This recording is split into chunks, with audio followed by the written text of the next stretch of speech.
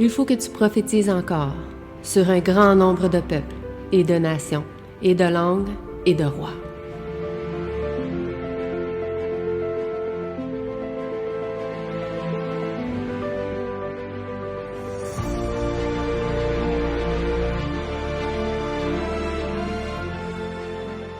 Parabole des deux débiteurs.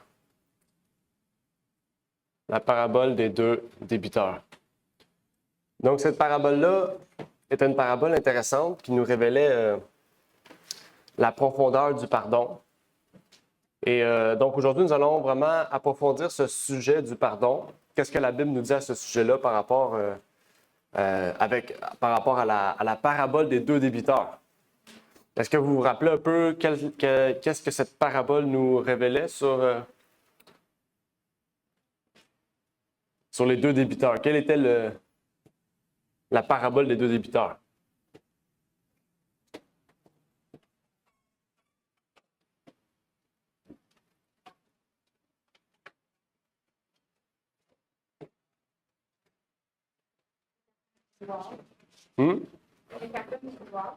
Qui doivent. OK. Des personnes qui devaient de l'argent. OK. Puis quelle était la mise en situation? Qu'est-ce qui est arrivé comme péripétie dans cette parabole?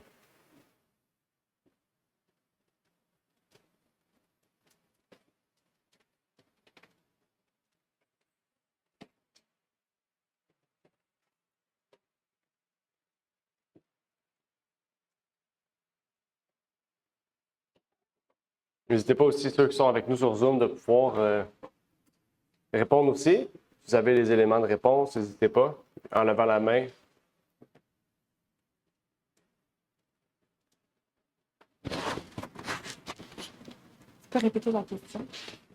Quelle était la parabole des deux débiteurs? Je pensais que c'était la mise en contexte. Ben oui. Tu as juste dit que c'était deux personnes qui devaient de l'argent. C'est très large comme contexte. Mais en gros, qu'est-ce que Jésus-Christ voulait montrer? C'était concernant le pardon, qu'on doit pardonner à ceux qui... en fait, à tout le monde. Puis qu'est-ce qui est arrivé dans l'histoire pour qu'on parle du pardon?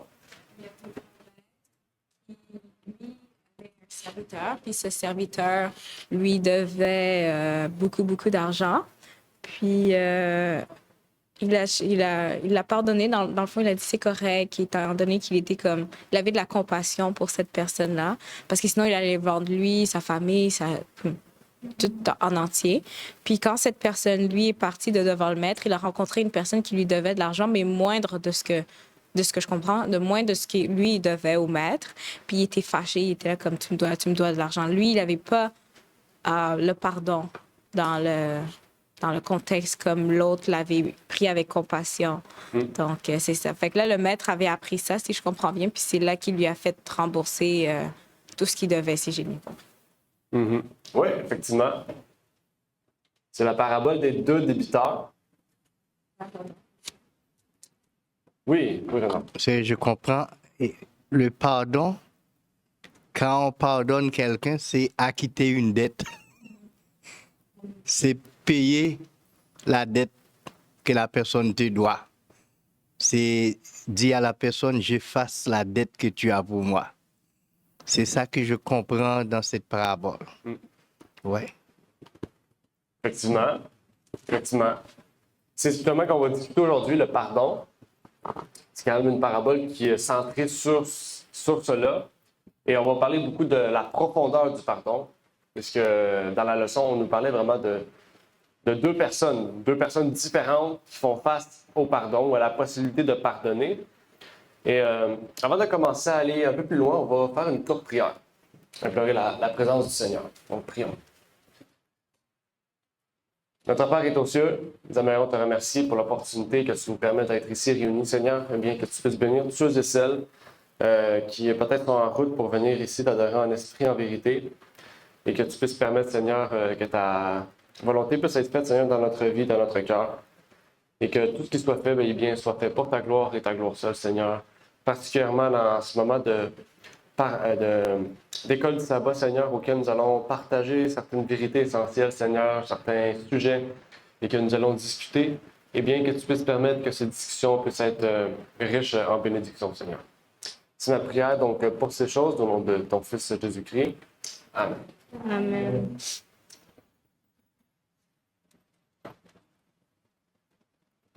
Donc, en commençant, Pierre crée la possibilité à Jésus de pouvoir partager cette parabole.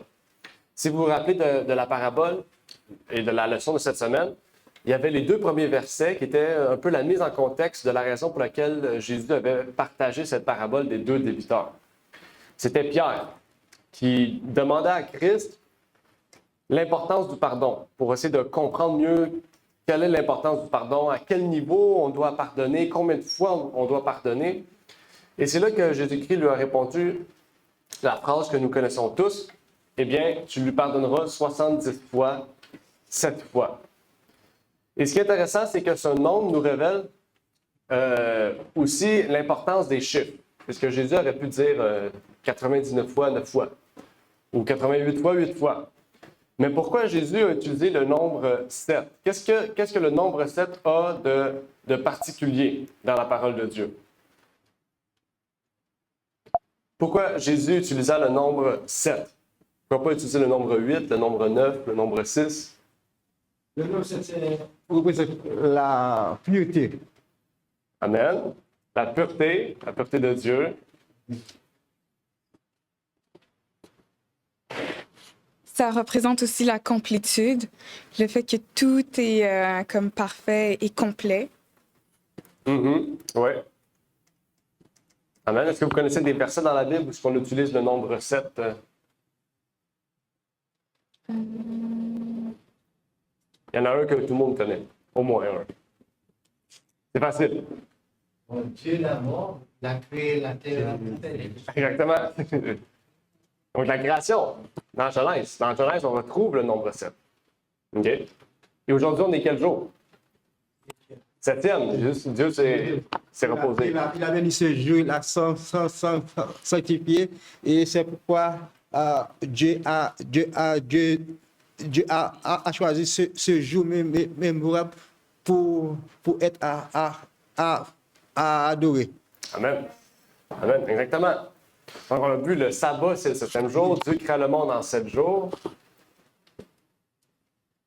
Dans la Bible, le nombre 7 est utilisé 562 fois. Donc, vous aviez 562 chances de trouver un verset qui parle du nombre 7. OK? Et il y a plusieurs exemples. On a parlé de Exode, le 7e jour, Genèse, on a parlé de Psaume aussi. Il y a Psaume aussi 119, verset 164. Il y a plusieurs autres exemples. Okay? Où on voit ce nombre-là représentant le nombre de la perfection, le signe de Dieu, l'accomplissement, l'obéissance ou le repos. Okay? Même le livre de l'Apocalypse regorge de ce nombre-là. On a les 7 sceaux, les 7 trompettes, les 7 églises, etc. Les 7 plaies. Donc, on a vraiment ce nombre 7 qui montre que quand Dieu dit quelque chose, cela va s'accomplir. Okay? C'est le nombre de la perfection. Okay? Donc, on voit à travers ce nombre-là ce que Jésus voulait dire. Qu'est-ce que Jésus voulait révéler à travers du fait qu'il utilise le nombre 7 en lien avec le pardon? Je vais nous montrer que le pardon est divin, ça ne vient pas de nous. Le pardon, c'est parfait. Comme c'est une personne qui pardonne, ça ne vient pas de toi vraiment, ça vient de Dieu. C'est tout. Amen. Ça montre la profondeur du pardon. OK? Parce que c'est facile de dire « je te pardonne », mais est-ce que vraiment tu as pardonné la personne? Parce que dire « je te pardonne » puis agir en fonction du fait que tu as pardonné la personne, c'est 2 choses différentes. Donc, on voit vraiment que le nombre 7 nous montre que le pardon est quelque chose de divin, quelque chose que vraiment Dieu peut nous permettre totalement, en fait, de pardonner un individu. Ou une situation, on ne sait pas, il peut arriver une situation difficile dans le passé, peut-être que quelqu'un vous a fait quelque chose qui vous a toute votre vie rattrapé, eh bien, le pardon devient quelque chose de très pesant, de très lourd, okay? Quelque chose de très difficile. Mais pourtant, par Jésus-Christ, on peut pardonner. C'est ça qui est fantastique. De la même manière que Jésus a pardonné ceux qui l'ont mis sur la croix. Ce n'est pas un petit événement, là, des gens qui l'ont persécuté. Jésus était sur la croix et leur a dit, ils ne savent pas ce qu'ils font. Donc, on voit ici comment Jésus a pardonné ces gens-là. OK? Donc, on voit que le pardon est quelque chose de très important qui, en fait, en tant que chrétien, nous donne l'opportunité, ou plutôt la possibilité de vraiment pardonner de façon divine, de façon puissante, de façon véritable et sincère. Et c'est là que Jésus entre dans la parabole. Parce que les disciples, bien sûr, quand Jésus a dit 77 fois, 7 fois, les disciples n'ont pas vraiment compris. Ils ont compris, mais pas totalement. Donc, Jésus a utilisé une parabole pour vraiment leur exprimer les bienfaits du pardon, mais aussi ce qui va arriver si on ne pardonne pas. C'est là qu'on va entrer vraiment dans le vif du sujet du jour. Dans cette parabole-là, on voit un maître et un serviteur. On voit d'autres serviteurs après. On dit qu'il y avait d'autres serviteurs après. Mais on voit un maître et un serviteur. Ce serviteur-là devait à peu près 10 000 à son maître, peu importe le type de monnaie utilisée. C'était un gros montant pour l'époque, 10 000 Donc, le maître était dans l'obligation de vendre son serviteur. C'était la manière dont on procédait pour payer une dette. OK? Qu'est-ce que ce maître représente? Qu'est-ce que ce serviteur représente? Qui on pourrait dire que le maître représente dans la parabole? Le roi, c'est ça? Le roi? C'est ça. En lumière, Dieu, OK.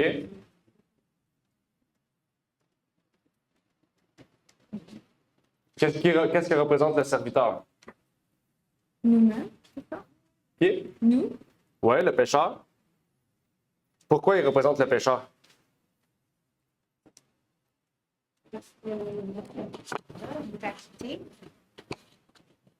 Comme, oui, parce qu'il représente un pécheur, parce que par Dieu, il a été acquitté, comme nous, on a été acquittés, rachetés par le sang de Jésus, en quelque sorte. OK. Alors, un peu plus profond, qu'est-ce que le maître a fait en vertu du serviteur?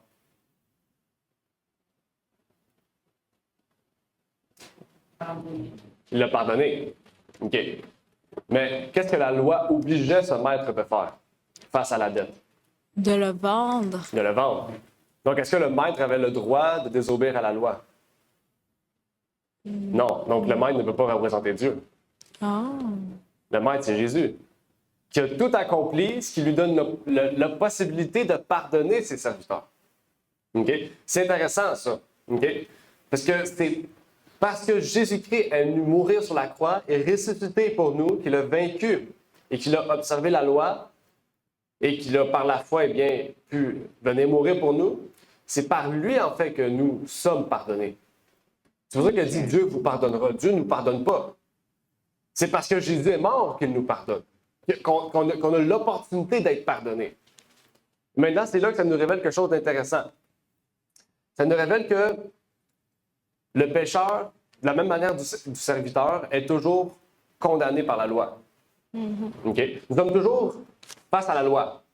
Aussitôt qu'on est, nous sommes face à la loi. Okay? Dieu ne peut pas changer la loi. Parce qu'avant même que nous, on existait, la loi était déjà présente. Okay? Il ne peut pas changer la loi. Il ne peut pas rien changer.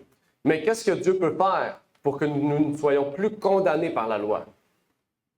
Eh bien, il peut envoyer son Fils, qui permet, par ses mérites, de pouvoir de ne plus être condamné par la loi. Jésus a payé la dette. Exactement. Il a payé la dette. De la même manière, ici qu'on dit, le maître dit, laisse faire la dette. C'est la même chose. Je paye la dette pour toi. C'est comme si j'oublie la dette. Le maître fait la même chose en vertu du serviteur. Et l'histoire continue. On va aller plus loin après. Mais on voit ici que la loi de Dieu ne peut être changée. La loi de Dieu ne peut être détruite. Alors, qu'est-ce qui doit changer? Ce n'est pas la loi, c'est nous. Et on sait que nous, on ne peut pas changer parfaitement devant la loi. Et c'est pour ça que Jésus est venu mourir pour nous. Pour nous donner l'opportunité de pouvoir changer en vertu de la loi. Ça, c'est une grâce. C'est le miracle le plus puissant que nous puissions faire face. Dans Deutéronome 32, verset 4, on nous parle ici de la loi. Il nous dit « L'œuvre du rocher est parfaite, car toutes ses voies sont la justice même. C'est un Dieu fidèle et sans iniquité. Il est juste et droit. » comment nous, on est face à ce passage-là? En fait, on est tout l'inverse de Dieu. Si on prend la dernière phrase, quand ça dit c'est un Dieu fidèle, nous, on est comment? Si nous, on n'est pas fidèle, on est comment? Infidèle. Si nous, on est... Si Dieu est sans iniquité, nous, on est comment? En brute iniquité. On est unique, exactement. Ouais. Si on dit que Dieu est juste et droit, nous, on est comment? Injuste et non droit. OK? Nous sommes tout le contraire de Dieu. Donc, comment Dieu peut nous rendre comme lui? Eh bien, par son Fils. On dit, par Jésus-Christ, il nous a rendus justes et saints. Puis il y a d'autres passages qu'on va voir ici qui sont intéressants, qui nous montrent aussi que nous sommes déclarés justes, donc pas injustes. Nous ne sommes plus uniques, mais nous sommes rendus droits devant Dieu. Donc, il y a un travail à faire, en fait, en nous. Et c'est intéressant, c'est le Maître, en fait, qui remplit cette fonction-là pour nous. C'est le Maître qui prend le poids de la dette pour nous. Parce que le Maître ne peut rien faire face à la loi. La loi, c'est que quand le Maître est endetté, il doit vendre le serviteur. Mais le Maître dit, j'efface la dette, je prends le poids sur moi. Je prends la conséquence sur moi. OK? Mais ici, on voit qu'est-ce que le serviteur a fait. Et là aussi, on pourrait en parler de cela. OK? C'est différent. Est-ce que le serviteur, après avoir été pardonné, a été éliminé de la loi? Est-ce que ça veut dire que quand le maître lui a pardonné, est-ce qu'il pouvait faire tout ce qu'il voulait, le serviteur? Non, parce qu'il était en prison après. OK? Et on oublie ça souvent. On pense que parce que Christ est là, il n'y a plus de loi. On peut faire tout ce qu'on veut. S'il aurait fait ça, le serviteur aurait pu, après ça, faire qu'est-ce qu'il a fait au serviteur, puis ne pas aller en prison. Mais il est allé en prison. Pourquoi? Parce que, justement, la loi est encore présente. C'est juste que nous ne sommes plus sous la condamnation de la loi. OK? Et qu'est-ce qui est intéressant, c'est que l'exemple ici que le Maître nous montre, c'est qu'il veut que nous puissions aussi pardonner de la même manière que lui nous a pardonné. Et quelle devrait être notre prière en vertu du pardon? Si le pardon est si important, est-ce qu'on devrait ajouter cela dans nos prières? Que Dieu nous donne un cœur, un esprit de pardon. Un cœur riche en pardon. Oui. Qui pardonne rapidement, facilement. Qui pardonne justement aussi. Est-ce que Dieu nous appelle à cela? Vous avez un texte dans la Bible qui nous parle de cela? Je pense comme nous pardonnons. Amen. Donc, je suis content que vous l'avez nommé. Matthieu 6, 12. Pardonnez-nous nos péchés comme aussi nous pardonnons à ceux qui nous ont offensés. Donc, on doit avoir un esprit de pardon. OK? Et des fois, on oublie cela. Quand on voit des chrétiens qui s'éloignent de la foi, on a tendance à être fâchés. OK? Au lieu de peut-être, quand il va revenir, de le pardonner, d'agir comme un chrétien. Quand on voit une personne qui nous dit des choses, peut-être qui sont mauvaises, peut-être qu'on ne comprend pas, on oublie aussi qu'on doit demander pardon aussi. Parce que des fois, on réfléchit, on agit d'une manière qui n'est pas correcte. En fait, le pardon est très important pour avoir de bonnes relations avec les gens, de bonnes relations avec les frères et sœurs. OK? Et nous devons aussi pardonner. Quand on voit le serviteur, on voit que le serviteur n'avait pas pardonné à l'autre serviteur. Donc, comment il peut avoir une bonne relation avec ce serviteur-là? La preuve, le fait que les serviteurs savaient qu'il avait été pardonné et qu'il n'a pas pardonné à son frère, qu'est-ce qui est arrivé? Tous les autres serviteurs sont allés voir le maître pour lui dire « Regarde, tu lui as pardonné, mais lui-même ne pardonne pas à ses frères. » Donc, comment vous aussi, nous aussi, qui recevons le pardon de Dieu, pouvons-nous pas pardonner à nos frères et sœurs dans l'Église? Comment le maître va réagir? Qui est Jésus. Donc, quelle est la conséquence de celui qui ne pardonne pas? Quelle sera la conséquence de celui qui ne désire pas pardonner sincèrement, qui ne veut pas rechercher le pardon? Il sera lui aussi pas pardonné. OK. Quel verset nous dit ça?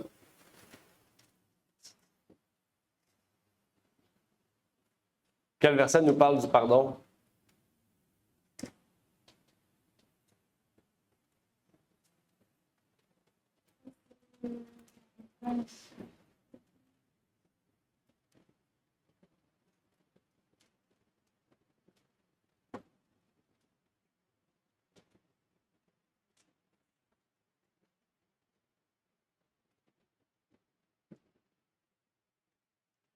Ou sinon, si vous ne le connaissez pas, le verset par cœur.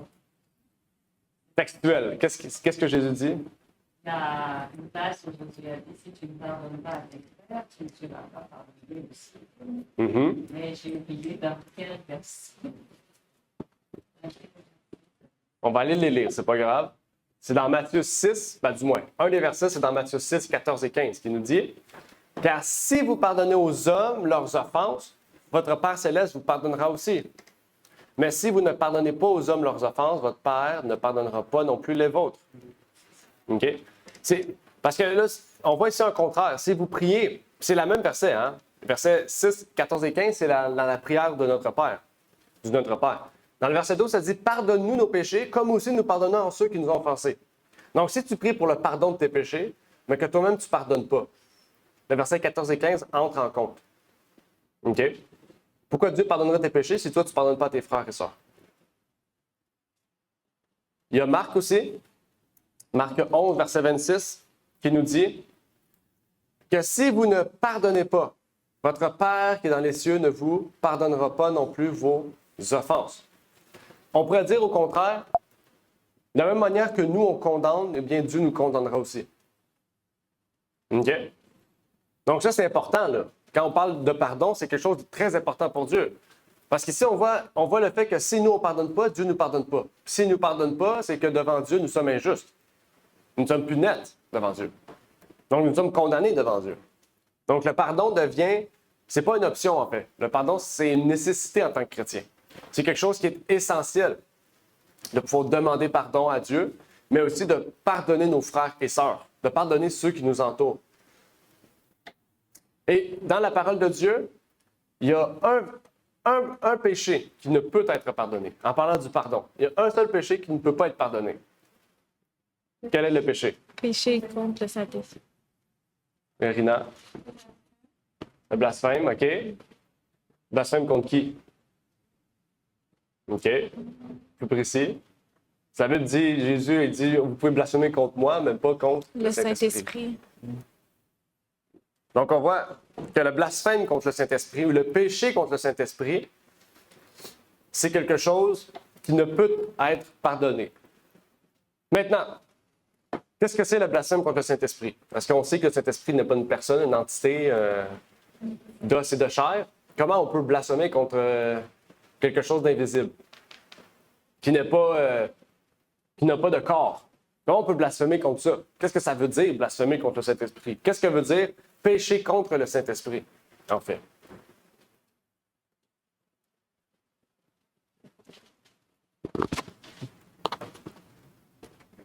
Ça serait refuser à l'appel de Dieu, refuser à ce que Jésus-Christ cogne à notre porte et que nous, de notre côté, on n'écoute pas ses appels, qu'on se détourne de ses voix.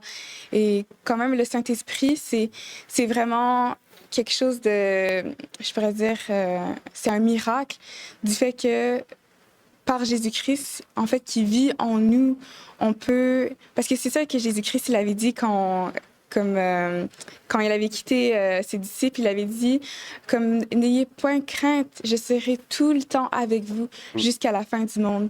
Donc, cette promesse-là que Jésus-Christ, il a fait, c'est encore même valide pour aujourd'hui, puis jusqu'à ce qu'il revienne, parce que c'est par son esprit qui habite en nous que nous puissions avoir...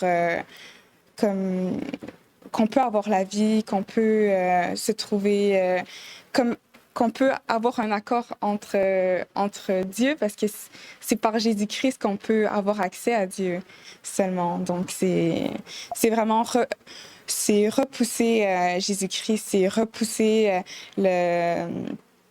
le plan de salut, la rédemption, l'amour que Jésus-Christ a pour nous. En fait, l'amour que Dieu a pour nous, qu'il a envoyé son Fils mourir pour nous. Donc, c'est rejeter vraiment Christ dans notre vie et Dieu. Mm-hmm. Effectivement. Dans Matthieu 12, verset 32, on peut lire le verset. « Et si quelqu'un a parlé contre le Fils de l'homme, il lui sera pardonné. Mais celui qui aura parlé contre le Saint-Esprit n'en obtiendra le pardon. Ni dans ce siècle, ni dans celui qui est à venir. » Donc, il parle ni dans le temps présent, ni dans dans le jugement futur. OK? Est-ce que vous avez des exemples dans la Bible de personnes qui ont blasphémé contre le Saint-Esprit? Des personnes, des histoires. Ça peut être pas nécessairement des personnes, ça peut être des situations, des histoires. On a le plus grand exemple, puis aussi, on a aussi le exemple, beau parce que témoignage. lui aussi, OK, je vais aller rapidement, c'est Paul. Paul qui avait renié Jésus-Christ, puis finalement, il a accepté. Et au début, il blasphémait, puis il est revenu, en fait, à lui. Donc, c'est vraiment un très bel exemple. OK. Oui, Léonie? Moi, la personne que j'avais, c'est dans l'Ancien Testament, c'est Pharaon, parce que lui, la Bible dit, son cœur s'est endurci. Il n'a pas laissé place à aucune parole de Moïse afin que vraiment il puisse. Pourtant, il avait plusieurs opportunités de juste reconnaître que le Dieu des Hébreux était le seul et unique Dieu. Pourtant, non, il a refusé catégoriquement. Il a laissé son cœur s'endurcir. Mhm. Oui, Daniel. Après, il y avait Renard aussi. Oui, il y a un autre exemple, c'est Saül. Saül, Dieu l'a parlé plusieurs fois à travers à Samuel, puis il ne voulait pas écouter. Et Dieu l'avait dit de passer comment on disait ça, comme quoi, de tuer tous les animaux. Oui, c'est ça. Dévoué à l'interdit, puis il ne l'a pas fait. Puis dès que Samuel est venu, il a rejeté la faute sur les autres et non lui-même. Et plusieurs fois, il y a d'autres affaires qui s'est reproduit jusqu'à ce qu'il meure dans son péché. Alors, c'est ça, le péché contre le Saint-Esprit, c'est quand tu reçois cet appel-là, puis tu refuses d'avancer, tu refuses de t'humilier, tu deviens aveugle, tu pêches, mais on dirait que tu ne t'en rends même pas compte si tu as péché jusqu'à ce que tu meurs dans ce péché-là. Alors, ça, c'est le péché contre le Saint-Esprit. Ça y est. Il y a plusieurs thèmes semblables. Il y a attrister le Saint-Esprit. Il y a éteindre le Saint-Esprit, comment on dit ça? N'éteignez pas l'Esprit qui est en vous. Il y a aussi blasphémer contre le Saint-Esprit et pécher contre le Saint-Esprit. Je ne sais pas si on peut faire une différence de ces différents thèmes, mais pécher contre le Saint-Esprit et blasphème contre le Saint-Esprit, je pense que c'est des choses différentes. Parce que blasphémer, c'est quand on attribue à Satan l'œuvre du Saint-Esprit. C'est un blasphème. Par exemple, Jésus est en train de faire un miracle. Et puis, les gens disent, c'est pas Béelzébul, le prince des démons, qui a chassé les démons. Or, Jésus le fait par le Saint-Esprit. Jésus dit, si je le fais par Béelzébul, c'est tes enfants, par qui ils vont le faire? Donc, c'était un blasphème, c'est quand on attribue l'œuvre du Saint-Esprit à Satan. C'est pourquoi on devait faire très, très attention. Quand on n'arrive pas à interpréter quelque chose qui est en train de se passer dans l'Église, c'est mieux de se taire. Au lieu d'affirmer des choses, on ne comprend pas, ou bien c'est mieux de prier, de demander à Dieu de nous éclairer. Est-ce que ça vient de lui ou bien ça vient... Parfois, on peut être dans la confusion.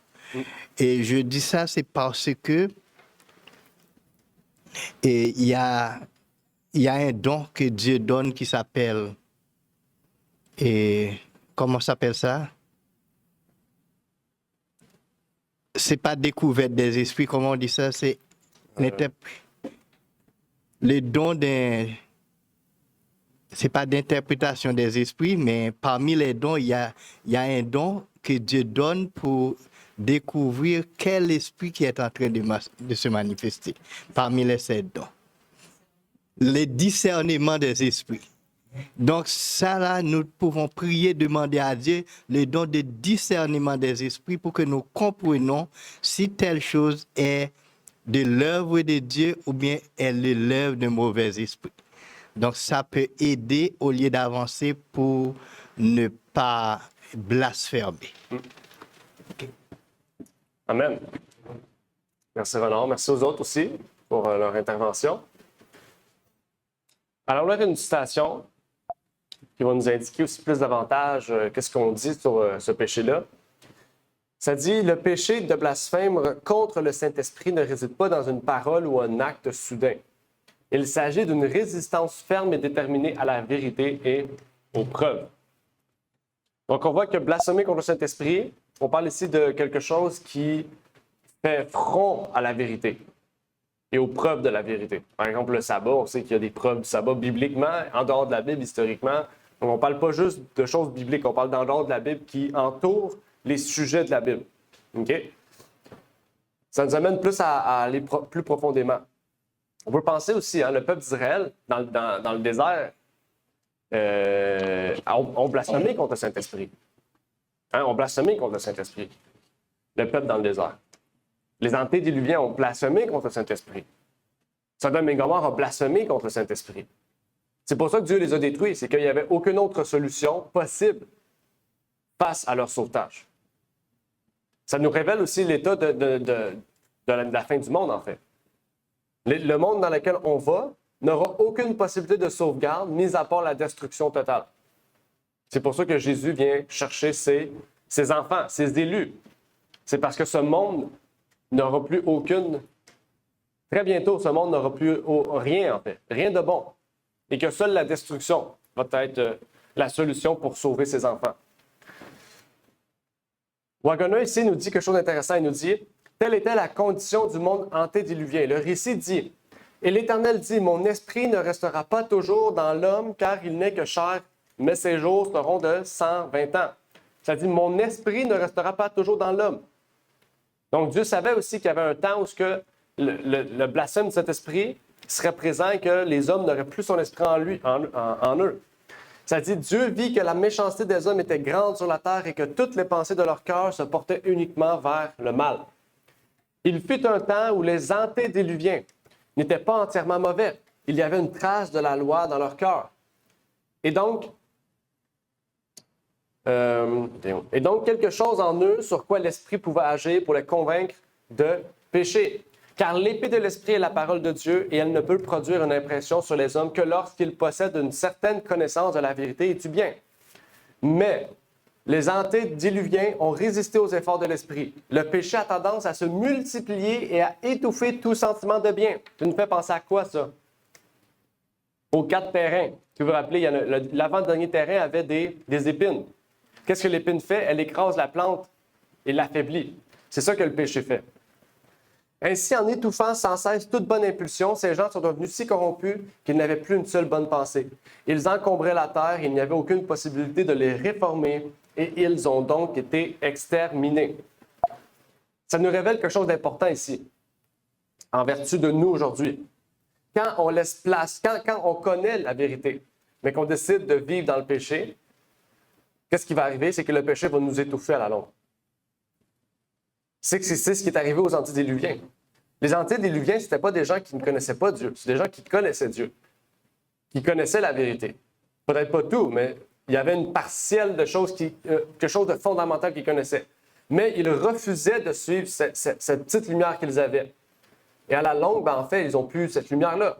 À la longue, ils ont eu un esprit de zézanie, un esprit de mélange, un esprit de... Comme Dieu l'a dit, on l'a lu la semaine passée, il y avait un esprit où ces gens-là étaient mélangés. Ils ne savaient plus discerner le bien du mal. Ils ne savaient plus faire le bien. Ils ne faisaient que le mal, en fait. OK? Et ça, c'est le péché contre le Saint-Esprit. C'est quand Dieu nous appelle à suivre la vérité par des gens qui nous entourent, des membres de la famille, qui nous guident vers la lumière. Ou même si on a la lumière, qui nous montre notre péché pour que nous puissions nous repentir. Quand on écoute des sermons de la parole, quand on étudie la parole, quand on prie puis qu'on demande la parole, puis que Dieu nous la montre, puis qu'on ne la suit pas, eh bien, pourquoi Dieu continuera à faire un effort sur cela? Si Dieu vous montre tout le chemin pour aller vers la lumière et que vous la refusez à chaque fois, eh bien, au fur et à mesure, vous allez de plus en plus vous éloigner de cette lumière. Pour arriver à la même état que les antédiluviens.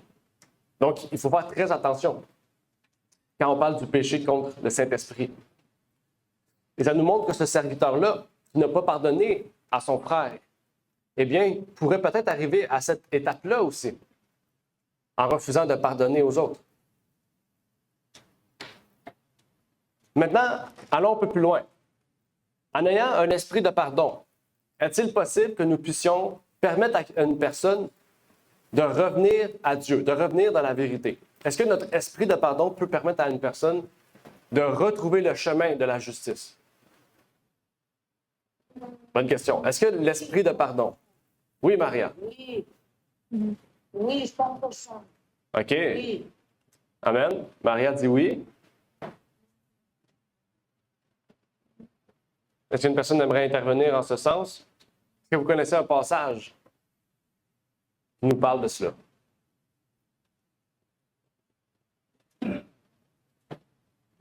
La question pour moi.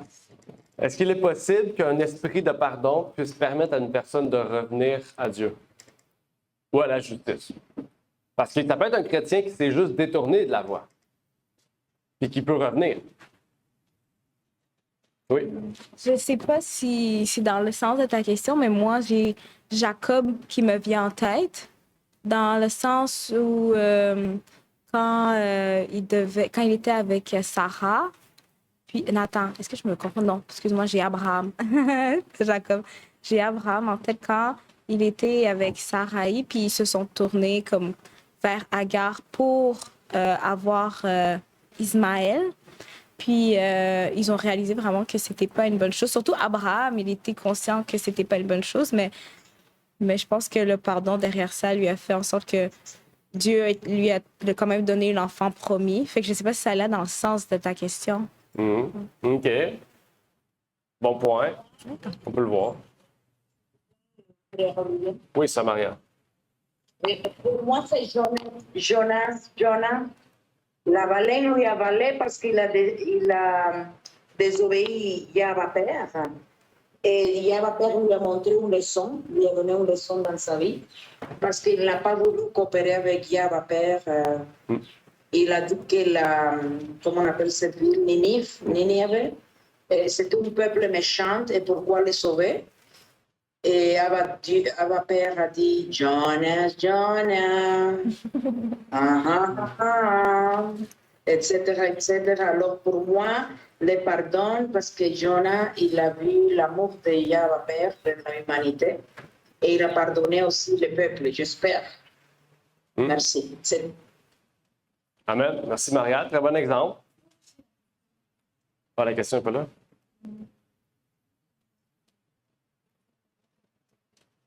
De toute façon, on va au texte. On va lire Jacques 5, versets 19 et 20, qui nous dit « Frères, si quelqu'un d'entre vous s'écarte de la vérité et qu'un autre l'y ramène, qu'il sache que celui qui a ramené un pécheur du sentier de l'égarement sauvera une âme de la mort et couvrira une multitude de péchés. » Donc, on voit des fois aussi, quand on voit une personne s'égarer, s'écarter de la vérité, la première chose qu'on dit, c'est « Ah, il est perdu, c'est fini pour lui, puis on va prier pour lui. » C'est la pire chose à faire, ça. La pire chose à faire. La première chose à faire, c'est d'aller rencontrer cette personne, d'aller voir cette personne-là. Déjà, de lui demander pardon si l'Église, si les membres peut-être ont fait quelque chose de mal, s'il est arrivé quelque chose. D'aller chez eux, vraiment, de parler avec lui. Parce qu'on sait, si on ramène, ça le dit, si on ramène un pécheur du sentier de l'égarement, on a sauvé une âme. OK? Si vous êtes capable de sauver 5 $ en regardant les rabais dans un magasin quelconque, vous êtes capable d'aller voir une personne pour sauver une âme. Et permettre de couvrir une multitude de péchés, parce qu'on sait que quand il va s'écarter de la vérité, on sait que le contraire de la vérité, c'est l'erreur. Et l'erreur amène des péchés. Donc, on sait que cette personne-là, dans sa marche, en fait, d'erreur, va commettre des péchés. Tandis que si on sauve cette âme-là, on évite des péchés atroces qui auraient pu arriver, que cette personne aurait pu faire. Et donc, Dieu nous invite, en tant que personne qui omet le pardon, qui permet le pardon, qui donne le pardon, de la même manière que le maître de la maison, Jésus-Christ, nous donne le pardon. Il veut que nous puissions être donc des esclaves, des disciples de la justice. On dit dans Romains 6, versets 16 à 18, « Ne savez-vous pas que si vous vous rendez esclave de quelqu'un pour lui obéir, vous êtes esclave de celui à qui vous obéissez? soit du péché pour la mort, soit de l'obéissance pour la justice. Il y a deux options. On ne peut pas dire je vais suivre quelques petites choses de la justice, puis je vais faire des péchés. Non. C'est sûr qu'on est disciple de la justice ou esclave de la justice, soit on est esclave ou disciple du péché. Donc, soit on obéit à l'ordre, à la loi du péché, ou soit on obéit à la loi de la justice. La loi du péché, on sait que c'est la loi de l'esclavage. La loi de Dieu, de la justice, c'est la loi de la liberté. C'est ça que Jacques dit. OK? Il continue, verset 17. « Mais grâce soit rendue à Dieu de ce que, après avoir été esclave du péché, vous avez obéi de cœur à la règle de doctrine qui vous a été donnée. » Donc, ça veut dire que pour être esclave de la justice, disciple de la justice, qu'est-ce qu'il faut faire? Obéir, suivre la doctrine. Donc, sans doctrine, on ne peut pas être esclave de la justice.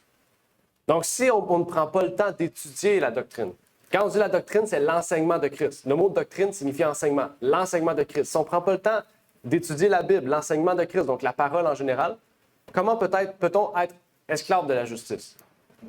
Puis souvent, on dit, je connais, j'ai fait ça, moi, quand j'ai été baptisé, j'ai plus besoin. Non, c'est pas ça.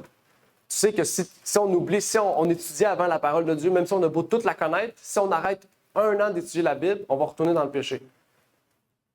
Parce que nous sommes des humains. De toute manière, nous allons avoir tendance automatiquement de retourner dans le péché. Nous sommes des hommes, des humains, faillibles. Il nous faut toujours garder ce pain de vie au pied de notre lit. Pour que nous puissions, comme la Bible nous dit, pour que nous puissions devenir esclaves de la justice. Que nous puissions être affranchis du péché. Et si nous sommes esclaves de la justice, eh bien, la première chose qui va nous venir en esprit, eh bien, c'est un esprit de pardon. OK? Parce qu'avec un esprit, en étant disciple de la justice, mais nous serons aptes, de la même manière que Christ, eh bien, à pardonner les autres. À pardonner le tort, les erreurs des autres. Les erreurs qu'ils nous ont fait ou même qu'ils ne nous ont pas fait, qu'ils ont fait en général. Les situations qui vont arriver auxquelles ces gens-là peut-être ont mal réagi ou ont mal agi, eh bien, nous allons être là pour les pardonner, leur pardonner. Donc, il nous faut un changement dans notre vie, un changement dans notre cœur pour que nous puissions faire face à ces choses, à ces situations, et non pas agir comme le serviteur, en fait. Parce que si on agit comme le serviteur, on retourne à la case départ.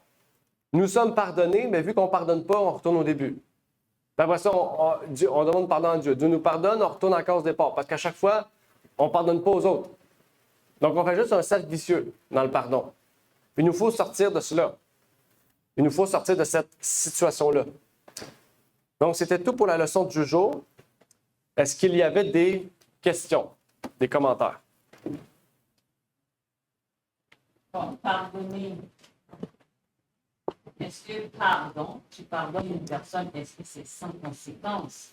Parce que le fait que la personne a commis quelque chose, a péché, comme quoi il demande pardon à Dieu, Dieu le pardonne, mais il y a des conséquences. Les conséquences viennent après. Mais est-ce que pardonner, ça veut dire qu'il n'y a pas de conséquences? Une personne, admettons, qui a commis un crime, qui a fait du mal, comme quoi, et qu'il demande pardon à la personne, est-ce qu'à cause de ce, comme si j'ai pardonné cette personne-là, est-ce que cette personne-là ne va pas aller en prison pour autant? Admettons un dirigeant ou bien j'ai un poste dans l'église, j'ai péché publiquement. Est-ce que, comme quoi, le fait que je demande pardon, je dois réintégrer mon poste? Alors, c'est tout ça. Amen. OK. Très bonne question. Très bonne question. Est-ce qu'il y a le pardon complet? Est-ce qu'il y a le pardon complet? Yes. Qu'est-ce que tu veux dire? Pardon complet, c'est que un pardon total, Total. fini, puis on n'en parle plus. Oui. Amen. Donc, il y a deux questions. OK. Ce qui est intéressant, c'est que chaque action a une conséquence, soit positive ou négative. Donc, on peut pas réécrire le passé, mais on peut réécrire notre futur. Parce qu'en Jésus-Christ, notre destinée, notre futur est entre ses mains. Donc, c'est sûr que si tu as commis l'adultère, puis que ta femme t'a quitté, même si elle te dit pardon parce qu'elle a accepté Dieu, ça reste que tu as commis l'adultère avec un autre. Ça reste que tu étais dans la même situation. Sauf que le futur, face à ce que tu as fait, va changer. Tu vas vivre mieux ton futur. Parce que là, tu sais que la personne avec qui tu as commis l'adultère, ou peu importe, la personne que tu as trompée, eh bien, tu as pardonné. Donc, on voit, les conséquences vont rester toujours présentes face aux actions passées. Paul a toujours dit, j'ai été élevé dans la loi, j'ai grandi dans la loi. Il ne peut pas effacer ça. Il ne peut pas effacer toutes les personnes qu'il a tuées ou qu'il a incité à tuer. Mais par exemple, son futur, il a changé. Parce qu'il a décidé de donner sa vie à Dieu. Il a décidé de demander pardon aux Juifs qui étaient devenus chrétiens, à tout le monde qui l'entourait. Donc, on voit, comme Daniel a dit, on subit les conséquences de notre péché, mais quand on demande pardon à Dieu et qu'on pardonne aux autres, eh bien, notre futur va changer. Parce qu'on ne vivra plus dans le rabaissement de soi face à ce qu'on a vécu dans le passé, mais on va vivre dans le fait que ce qui est passé et que le futur maintenant ne sera plus dans le passé. Je ne sais pas si vous comprenez. Amen. Parce que quelqu'un qui commet l'adultère dans le passé, il va le commettre dans le futur. Mais là, le fait qu'il soit repenti, on sait qu'il ne le commettra pas dans le futur. Sa situation, sa vie va changer. Je ne sais pas si ça peut aider pour Daniel. Il y avait aussi Richard qui avait sa question du pardon total. Oui, Aramna? Tu veux aider ton oncle? Vous allez me corriger si je suis dans le champ ou si je suis pas... Je suis à côté, mais comme pour l'instant, comme Jésus-Christ, il fait un œuvre vraiment qui est grande dans le sens qu'il il pardonne comme tous nos péchés dans le sanctuaire. Mais il va arriver un moment que tous nos péchés seront complètement effacés. En ce moment, ils sont pardonnés, mais il y aura un moment que ça sera totalement, comme à côté de notre nom dans le livre de vie, ça sera comme pardonné. Même je pense qu'on n'aura juste pas notre nom dans le livre de mort. Donc, il y aura vraiment un moment, en fait, que tout ce qui était passé, vraiment, ce sera comme si que ça n'avait jamais été, comme si on n'avait jamais eu une vie dans le monde mondain où est-ce que, en fait, on sera vraiment complètement... je pourrais dire blanchi par le sang de Jésus-Christ, dans ce sens-là. Amen. Amen. La Bible fait une distinction. La Bible dit que, dans Lévitique, elle dit que nos péchés sont pardonnés, mais pas effacés. C'est ça. Donc, ils sont pardonnés. Ils sont encore dans le livre, mais ils sont barrés. Tu sais, quand on prend un mot et on met une barre noire dessus, c'est ça que Dieu fait sur nos péchés. Mais quand le jugement va être terminé, il va vraiment prendre une gomme à effacer puis effacer. C'est-à-dire qu'ils ne sont plus là. Ils sont oubliés. Notre livre va être vierge. Mais en ce moment, notre livre n'est pas vierge.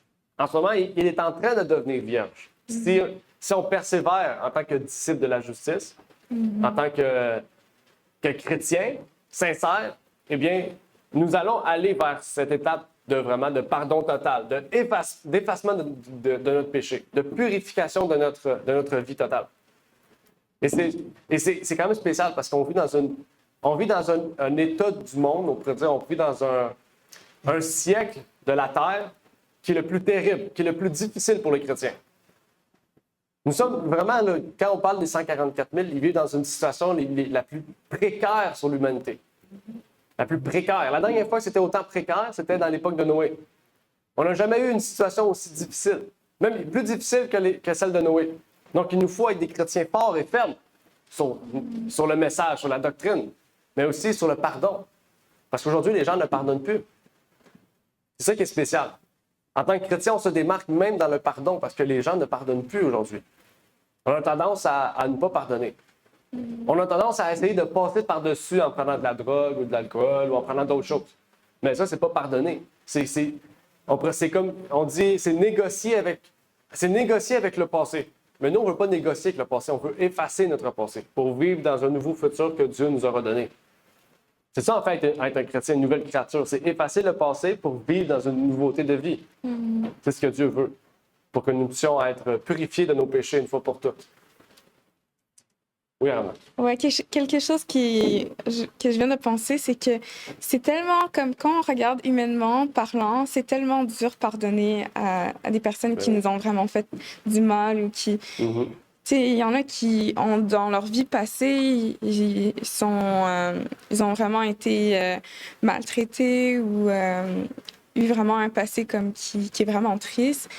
quand tu regardes ça, nous, on a tendance à dire humainement parlant, « Oh, cette personne mérite la prison à vie, elle mérite la mort, elle mérite ça. » Mais comme en Jésus-Christ, vraiment, cette personne-là, elle est pardonnée. Comme, ça me rappelle aussi un podcast que j'avais écouté, comme un podcast chrétien.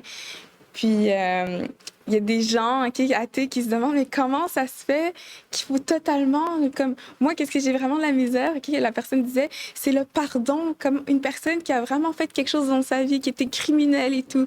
Puis maintenant, on va le pardonner. Mais dans le sens que la personne aussi reconnaît qu'elle veut marcher comme en... Mais en même temps, peu importe qu'est-ce que la personne elle a ou je pense qu'elle ressent, nous, de notre côté, on doit quand même pardonner. Mais je pense que on peut simplement, en demandant à Dieu la prière, en demandant à Dieu, s'il vous plaît, pardonne-leur. Comme aussi Jésus-Christ avait dit, et comme Étienne avait dit, pardonne-leur parce qu'ils ne savent pas ce qu'ils font. Je pense qu'on doit vraiment prier là-dessus pour avoir vraiment comme le cœur comme grand à pardonner, comme Jésus-Christ nous a fait. Et aussi, comment on doit aller vers les gens qui sont athées, qui comprennent pas cette façon vraiment de penser. Il y a deux choses importantes à comprendre avec le pardon qu'Arana a soulevé. C'est quand on pardonne, on n'oublie pas. Il y a une différence aussi. Quelque chose qui est arrivé, un trauma qui est arrivé dans le passé, on ne peut pas l'oublier. Mais en le pardonnant, c'est-à-dire qu'on le met de côté. C'est-à-dire qu'on le laisse en arrière. On ne vit plus par notre passé, au travers de notre passé.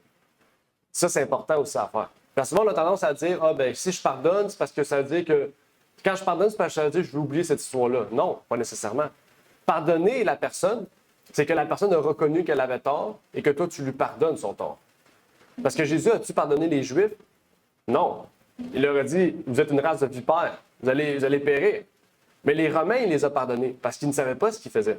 Les Romains, ils ne comprenaient pas ce qu'ils faisaient. Ils l'ont fait parce que les Juifs les ont poussés à faire ça. Est-ce que les Romains sont autant coupables que les Juifs? Oui, parce qu'ils l'ont fait. Mais ils ne sont pas conscients de ce qu'ils ont fait. C'est pour ça que Jésus a dit, pardonne-leur ce qu'ils font. OK? Donc, on doit pardonner à ceux qui ne savent pas qu'ils font du mal. Mais est-ce qu'on doit pardonner à ceux qui savent qu'ils font du mal puis qui reconnaissent? Ils ne veulent pas reconnaître ou ils ne veulent pas pardonner?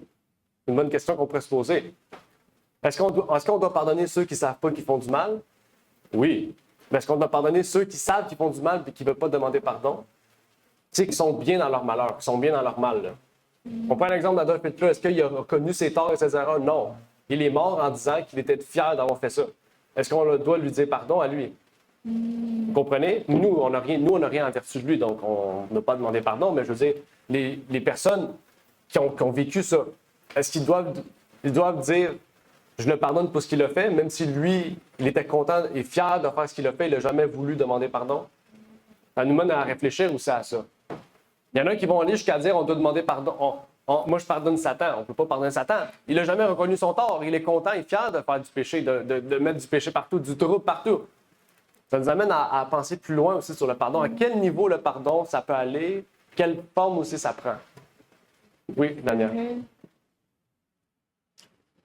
Est-ce que pardonner, admettons une personne que tu faisais confiance, OK? Cette personne t'a blessé. Alors, est-ce que une fois que tu as pardonné cette personne, est-ce que tu peux le faire confiance à nouveau? Parce que c'est difficile. Remettre comme quoi ta main dans la main de cette personne-là. Tu le pardonnes pour de vrai, mais faire confiance à nouveau, c'est sûr, tu vas être prudent. Est-ce que cette prudence-là que tu as, est-ce que tu as pardonné sincèrement à cette personne? OK. Amen. Bonne question. Bonne question. Ben, on sait, par exemple, Jésus connaissait la vie de ses disciples. Il savait qu'il y en avait qui n'étaient pas très nets. Matthieu et Judas n'étaient pas très nets. Pourtant, qu'est-ce que Jésus a fait? Il leur a fait confiance à 100%. OK? Puis, quand même que Judas ait commis toutes ces atrocités-là, Jésus a pardonné Judas. Même s'il l'a trahi, il l'a pardonné. OK? Mais la question, c'est, là, on ne sait pas si Jésus a fait confiance à Judas. On sait qu'il l'a pardonné, mais on ne sait pas qu'il a fait confiance. Parce qu'il est mort. Donc, on ne peut pas savoir. OK? Donc, une question qui pourrait se poser à nous, c'est quoi la compréhension de la confiance? Est-ce qu'on a confiance en tout le monde sans réfléchir? Ou est-ce que, oui, la personne qu'on ne connaît pas, on a confiance parce qu'on ne peut pas avoir de la méfiance, mais une personne qui nous a fait du tort, est-ce qu'il doit reconstruire la confiance en vertu de nous? C'est une question qu'on doit se poser. Parce que quand on rencontre une personne et qu'on n'a pas confiance en la personne, on appelle ça de la méfiance. Puis on sait, la Bible parle de la méfiance comme l'œuvre de Satan. Mais une personne qui a commis du tort envers nous et qu'on lui donne la confiance comme ça, est-ce que là, on peut appeler ça, c'est pas de la méfiance, c'est pas de la confiance non plus. Tu comprends? La confiance doit se reconstruire parce que la personne a détruit la confiance qu'on lui avait donnée facilement. Je pense, moi, en tout cas, c'est comme ça que je le vois. Dans la Bible, j'ai pas d'exemple du moins comme ça, là. Mais j'ai un Voilà. exemple, par exemple, pour Pierre. Pierre, il avait renié 3 fois Jésus-Christ. Et Pierre, il s'en est voulu, il a pleuré tellement amèrement, toutes ses larmes, il était vraiment triste. Et Jésus-Christ, après ça, vient le voir, il lui fait confiance, il dit paix mes troupeaux. Il lui donne une confiance comme vraiment grande parce qu'il a compris que Pierre, il se sentait mal, qu'il avait reconnu que oui, il avait péché, mais Jésus-Christ, lui, en voyant ça, il a vraiment compris qu'il se sentait vraiment mal face à la situation. Donc, il lui a donné une mission, paix mon troupeau. Donc, je pense que ça, c'est vraiment un bon exemple dans le sens que quand une personne nous fait quelque chose, mais que la personne, elle se sent vraiment mal, nous, on peut pas rester dans notre mécontentement, puis non, on doit vraiment pardonner, puis on doit remettre notre confiance à zéro, puis de lui faire confiance. C'est sûr que si on prend un autre cas, puis une personne reconnaît pas, alors c'est sûr et certain qu'on peut pas avoir confiance en cette personne, suivant les expériences qu'on a vécues. Je sais pas si ça peut répondre. OK. Oui, merci. Est-ce qu'il y avait d'autres commentaires, questions? Un dernier commentaire ou question avant de la prière? Pour ceux qui sont avec nous sur Zoom aussi, si vous avez des Google Meet, si vous avez des questions, des commentaires, n'hésitez pas. On en prend une dernière. Rien du tout? OK. Qu'est-ce que j'allais dire? Pour l'histoire, on vient de les 2 débiteurs. Alors, nous voyons que il faut s'humilier pour être pardonné. Si tu ne t'humilies pas, tu ne vas pas être pardonné. Et pour que Dieu puisse, comme quoi, t'aider, oui, il faut demander pardon. Des fois, on a tendance à demander pardon, puis il y a un frère qui nous a fait quelque chose pareil dans la Bible, on ne lui a pas pardonné. Malgré tout, on continue à demander à Dieu pardon pour nos fautes, mais tu oublies qu'il y a une personne que tu as oublié de pardonner. Alors sinon, malgré que tu continues à demander pardon, et ça ne va pas être exaucé, parce qu'il y a un frère qui souffre parce qu'il t'a fait quelque chose, il t'a demandé pardon, tu ne lui as jamais répondu. Alors, je trouve que ça, c'est important de demander. Il y a des personnes qui ont fini de blesser une autre personne. Au lieu de demander pardon, ils passent tout simplement, est-ce que je peux t'aider à faire quelque chose? Ça, c'est pas pardon. Il faut demander à aller sur le péché même, comme quoi, OK, je t'ai pardonné. Même si tu viens, tu parles, mais c'est pas oublié dans sa tête. Oui, c'est ça. Alors, il faut demander le vrai pardon. Oui, amen. Ah. Oui, amen. OK. On va terminer ici. On va terminer par un cas de prière, demander à Dieu d'avoir un esprit de pardon. Notre Père qui est aux cieux, nous aimerions te remercier, Seigneur, pour ce moment que tu nous as permis d'avoir, de pouvoir comprendre cet esprit de pardon. Que tu puisses nous bénir, nous exhorter, nous donner, Seigneur, de la force pour bien comprendre cet esprit de pardon et pouvoir avoir cet esprit de pardon dans notre vie, Seigneur. Puisque tu nous révèles l'importance, Seigneur, de pardonner de la même manière que tu nous pardonnes, Seigneur. Tu l'as même mis dans la prière du Notre Père, Seigneur. De la même manière que tu nous pardonnes, Seigneur, que nous puissions pardonner aux autres, Seigneur. Eh bien, donne-nous cette sagesse, ce discernement, cette force, cette volonté de pardonner à ceux, Seigneur, qui nous ont offensés, qui nous ont fait du mal. Même face à des situations qui semblent difficiles, des choses qui, dans notre passé, nous ont fait souffrir, Seigneur, eh bien, que tu puisses nous permettre de pardonner, Seigneur. De la même manière que Jésus-Christ a pardonné, Seigneur, eux-mêmes qui l'ont persécuté, qui l'ont mis sur la croix, Seigneur. Donc, que tu puisses donner cet esprit de pardon, puisque c'est très important, Seigneur. Et je te prie donc pour ces choses au nom de ton Fils Jésus-Christ. Amen. Amen. Merci d'avoir écouté cette vidéo. Si vous désirez rejoindre l'œuvre au Québec, veuillez nous contacter par email à asjh1889 de Terrebonne à commercial@gmail.com et via Facebook à commercial asjh1889 de Terrebonne. Merci à vous et que Dieu vous bénisse.